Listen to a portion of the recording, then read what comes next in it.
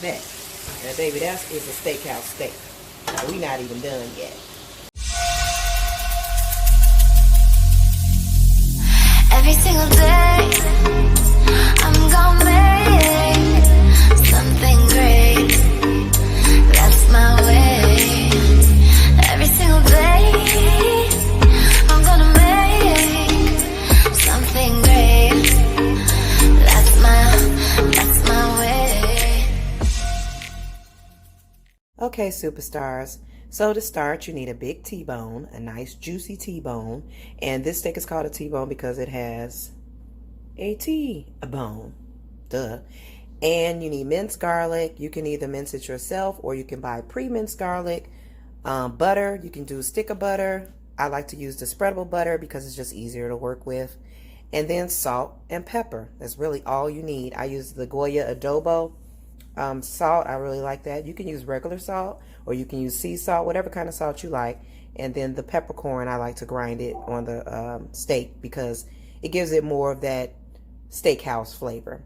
And also, as I marinate, I use a little Worcestershire sauce just because I like the taste and I think it adds to the steak being a little bit more tender. And then I'm going to do the broccoli, the garlic, butter broccoli steamed. All right, so let's get started. So at first we're going to season our steak. This steak needs to be marinated for at least 1 hour. 1 day would be preferable. A couple of hours in the refrigerator would be great. But if you just can't wait and you hungry, at least try to put it in the refrigerator for an hour, marinating it. So first we're gonna take our salt. Like I said, you can use any salt you want. And then we're gonna season it nice and good. Not too much. Well, some people like a lot of salt, so I can't get on you for that. Then you're gonna take your pepper. I use a peppercorn. You can use the regular grinded pepper, the regular pepper. I just like this because I like how big it comes off. And you're gonna grind it and put your pepper onto your liking. Then I like this. To me, I put a little Worcestershire sauce on it. I hope I'm saying that. Say Worcestershire sauce. Yes, I think if that's how you spell it. I mean, if that's how you say it, then that's how you say it. Okay, just a couple of dabs like that. And I turn it over and do the same thing on the other side. That's all you have to do. Some people say that you should press it with paper towel. I've tried that method and it's alright, but I still feel like my steak is still juicy without doing that, so I don't do it. But you can press it with a paper towel if you want. Some people say do it, I don't. Then put a little bit more Worcestershire sauce on it. Then you can either leave it in the pan like this, wrap it up, and put a aluminum foil over it or a plastic wrap and put it in the refrigerator for a day. I usually put it in a bag.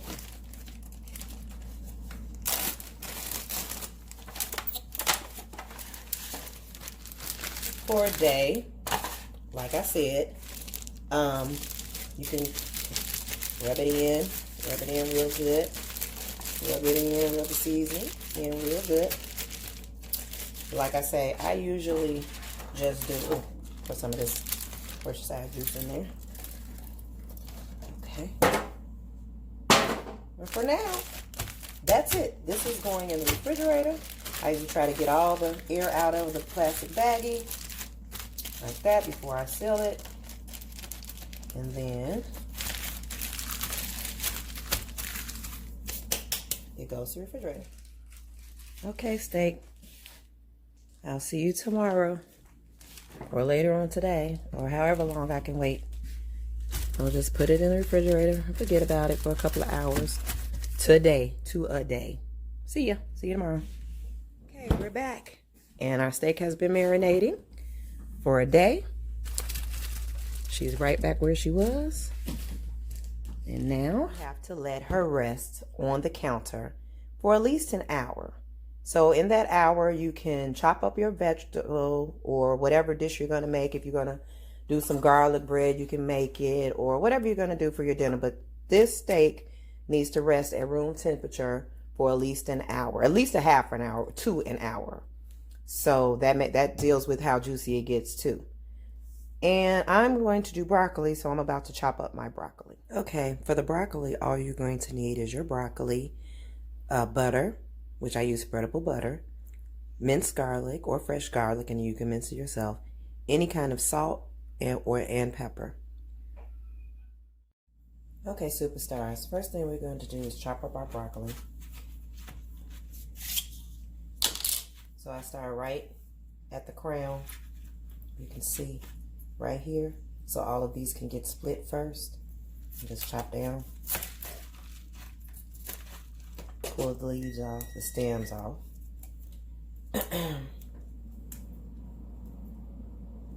Because I do eat this. I usually rinse my broccoli after I chop it. You can rinse it before. It's up to you. And once I have it looking like this, you see they're already falling apart. And you just chop it, and they all come apart. Like so.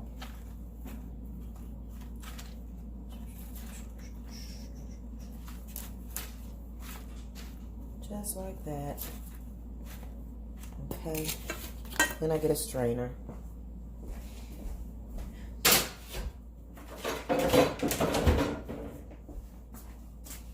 Put your broccoli in the strainer.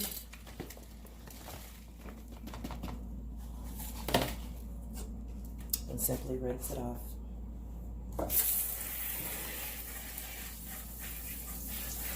Make sure there's no dirt on it. From the store.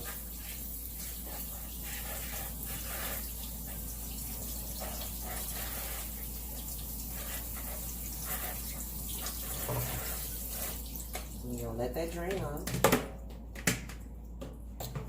And basically you got your pot. We just want to steam it. We don't want to boil the broccoli. So you're only going to layer the bottom layer of this pot with water. About that much. See? Not that much. I know it's white. It's hard to see. But you're just layering the bottom. You do not want to boil the broccoli. You're just steaming it. So go ahead and put your broccoli back in your pot.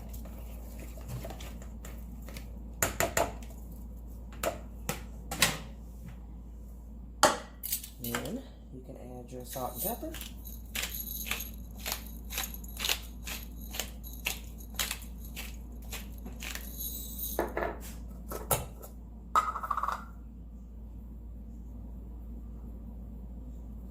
Okay, this is very important.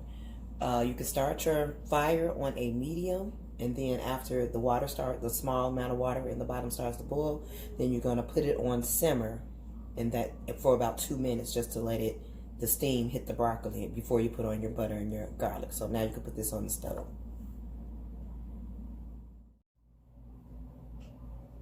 Okay, you're going to turn your broccoli on to medium. Like I said, just until the water boils a little bit. Put your topping in, and then check it. Check it. It should be boiling about a minute and a half. So you check it after that. Okay guys, after about a minute or so, when the water gets to boiling, you want to turn this all the way down. You do not want all the water to boil out of this. So you turn it all the way down to low. As you see, there's still a little bit of water in the pot. So now, all you do is add your butter. Tablespoon or 2, depending on how much butter you like. On your broccoli. Oh no, I'm doing way more than a tablespoon because I like a lot of butter. And then you can add the garlic. A teaspoon and a half maybe. I don't measure anything, y'all. I just put it in. So, teaspoon and a half maybe. Should be enough. Start stirring it up. Now, depending on how you like your broccoli. If you still want a little crunch, then you'll only let this go maybe about 2-3 minutes. But if you like your broccoli a little bit mushier than that, you'll let it go longer. You got to just gauge how you like your broccoli. So this is on low. I'm gonna put my simmer on because this fire iron low is like high to me. Okay, so see, it's still water in there. You got your butter, you got your broccoli. Stir it all around. You could taste a piece to see if it's enough salt and pepper on there. I know it's enough for me, but still a little bit too crunchy. The mushier it gets, the less your green is going to be gone. It's going to turn like a bland green instead of this bright green. So I like mine kind of like in the middle. Not too bright green, but not too bland green. And still with a little bit of crunch. So you just have to gauge it. So you're going to put your top back on. And for my consistency that I like, I'm probably going to need about 2 to 3 minutes. If you like it raw, you can take it off now and you're good to go. But if you like it a little bit more mushy on the mushier side, wait till the broccoli turns a darker green, and then you'll know it's ready. So I'm just going to put this on the simmer for about 2 more minutes. Now, this is very important to the steakhouse steak. You must have a well-seasoned cast iron skillet. This is one of my lighter ones, but I've been seasoning this for like 6 years. But you don't have to season it for 6 years, and when I say seasonings, I don't mean these kind of seasonings. I mean heat and oil, heat and oil, heat and oil. And that virtually makes your cast iron skillet a non-stick skillet, so that when we do fry this steak up, it's going to give it a nice brown crisp on both sides before we put it in the oven. So you must have a cast iron skillet. Now this is a cheat because it's a lighter one, but it does the job. It's still heavy. It's not as heavy as my other ones. And if you don't know how to season a cast iron skillet, it's all on YouTube. You can find how to season your cast iron skillet. But I do have 2 that I haven't done in a while. So I'll post a video later on how to season your cast iron skillet. But it must be seasoned or your steak is not going to come out. First things first, superstars. Before we get started, we have to set our stove at 450.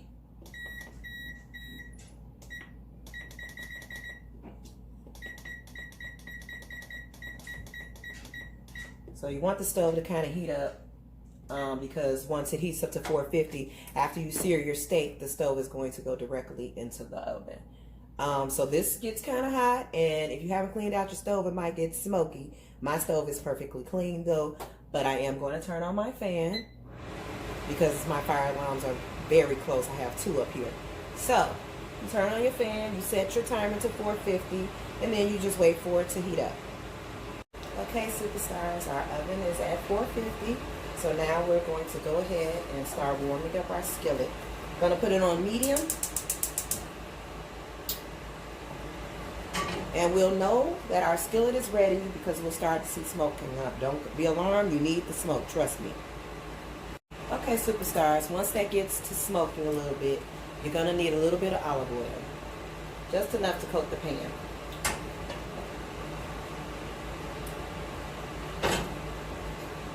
Just enough to coat the pan. And we're almost ready. Put the steak in. So then you want to bring it up a little bit more smoke, just a little. You don't want to set off the fire alarm. Take your steak that you've been marinating for a day, and it is now ready to go into the skillet.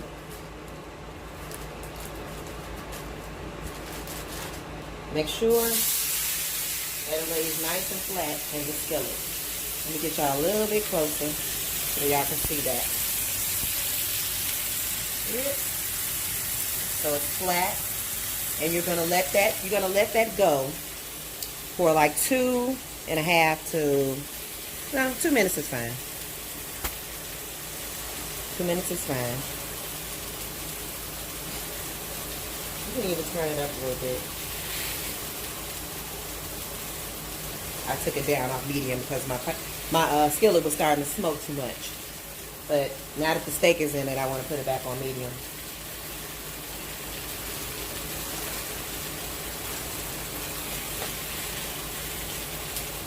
Oh, always have some tongs so that you can flip it over. Nice pair of tongs or whatever. And I was going back to why you have to have a cast iron skillet, because this skillet is going into the oven for like 4 minutes on 450, which will burn anything that's not cast iron or oven ready. So it has to be oven ready. But you want to do cast iron because cast iron cooks the meat evenly. And so that way you're going to get a nice even steak.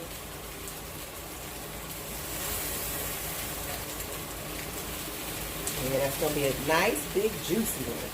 So like I say, we're going to let this cook for 2 to 2.5 minutes per side. It's kind of thick, so I might do 3 minutes per side.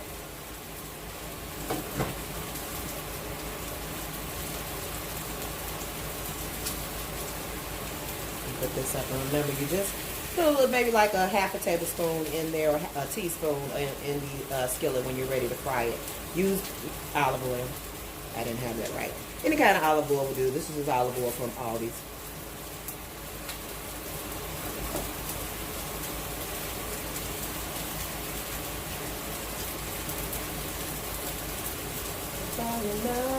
Nice and good.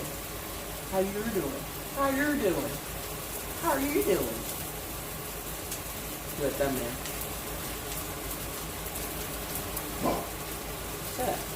That's my dog. Don't worry about it. Maybe I should do it like this.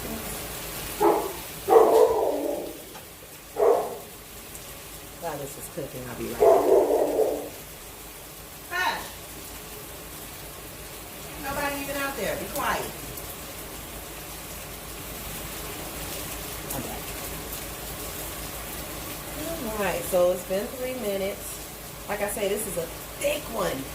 But I'm going to go ahead and turn her over. Look. Nice crispy sear on that steak. And we're going to do the same thing on the other side.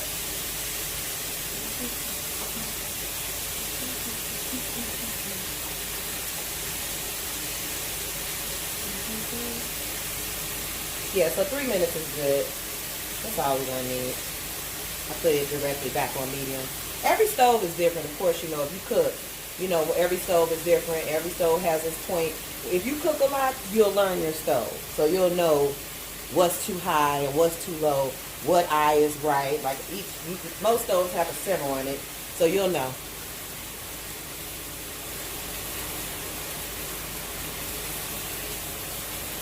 So we're going to let that go for 3 minutes.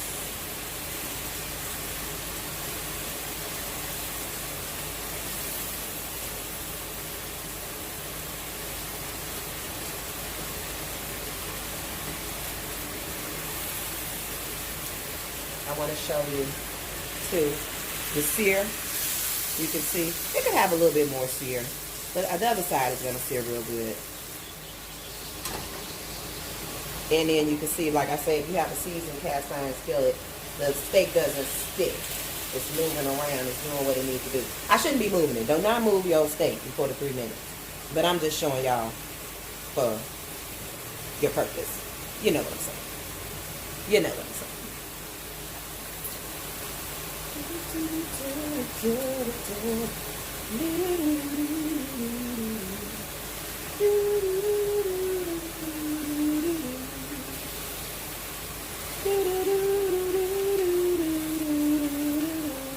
Y'all know what that is? Baby, look at me and tell me what you see. Y'all remember that? That's Fame. Fame! I'm gonna live. Okay, I'm just acting. Forever. Okay, let me show you. Steaks are 1 more minute. Oh, good Lord. Hold on.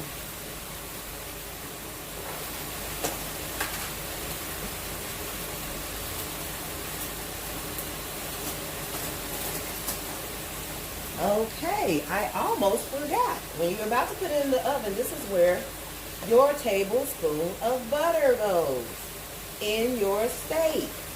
I almost forgot. So it's time to go in the oven now. I'm going to put my butter directly on there. And then I put a little bit more actually in the skillet. And then it goes directly in the skillet in the oven. Good Lord, I guess I need to show y'all that. Well, you know how something go in the oven look. I'll show you in just a second. And there it goes in the oven. Now it's going to go in the oven for about 5 minutes. So cover her up, close her up, and then we'll see the steak in 5 minutes. Okay, superstars, our 5 minutes is nearly up. It is up. But what I want to tell you, which is very, very important, you are taking a skillet out of a very, very hot oven. Unless you're used to doing this, do not even walk over to the stove without a mitt. Don't even come over here unless you got a mitt on, because you will forget and you will touch that handle, guaranteed. You should have a glove on, an oven mitt glove or anything. So let's take this bad boy out. Woo, look at that. Now, baby, that is a steakhouse steak. Now, we not even done yet. So I'm going to switch over. I don't have my other mitt. And then what I told you, it is hot, so don't touch it. I'm just touching it. So now you're going to take the butter that's in the pan and pour it over it. Whatever drippings you have, pour it over. Ooh, this looks so good. I can't wait to eat you. I can't wait to eat you. Also, what I like to do is put a little garlic on here. Just a little minced garlic. And then spread it about on my steak. And then, now y'all, this is where y'all gonna think I'm extra at. Ever since I went to a steakhouse a long time ago, and they offered me blue cheese crumbles on my steak, which I love blue cheese. Everybody don't like blue cheese. I get it. I've been putting it on my steak. So just a little. It makes the steak so much better. It really does. We can turn this fan off now. I didn't get that much smoke today. Then, after you do that, go ahead, put your glove back on. Touch the handle. The handle is very hot. And go ahead and spoon some more of this juice on your steak. Ooh, this, I can tell this steak is juicy as I don't know what. Look at that. Look at that beauty. But we can't eat it yet. We can't eat it yet. It has to rest for 5 minutes. So just get your chops ready. Get whatever you need ready, your bread, garlic bread, or whatever, and let that sucker sit for 5 minutes. It has to. And after the steak has rested for 5 minutes, you are ready to put it on your plate. I use the tongs. That way you don't have to worry about any of the juices coming off. Look at that mother sucker right there. Look at that. Ooh, Lord have mercy. But you got to pour the all juice sauce on top. Doggone dog. Don't mind him. Pour your orange juice on top. There you go. Just pair it with our broccoli or whatever else you're going to pair it with. And let's, oh my goodness. Anyway. We'll eat after I take care of this dog. Thanks for watching, superstars. If you'd like to see how wonderful this steak dinner turned out, come sit down and have dinner with me. On my next video, I'm going to discuss where I've been for 9 months and how I'm back on this grind on this new YouTube journey. So, as always, subscribe, comment, like, tell me what I'm doing wrong, tell me what I'm doing right, but just tell me. Love you guys. See you in the next video. Thank you. Bye.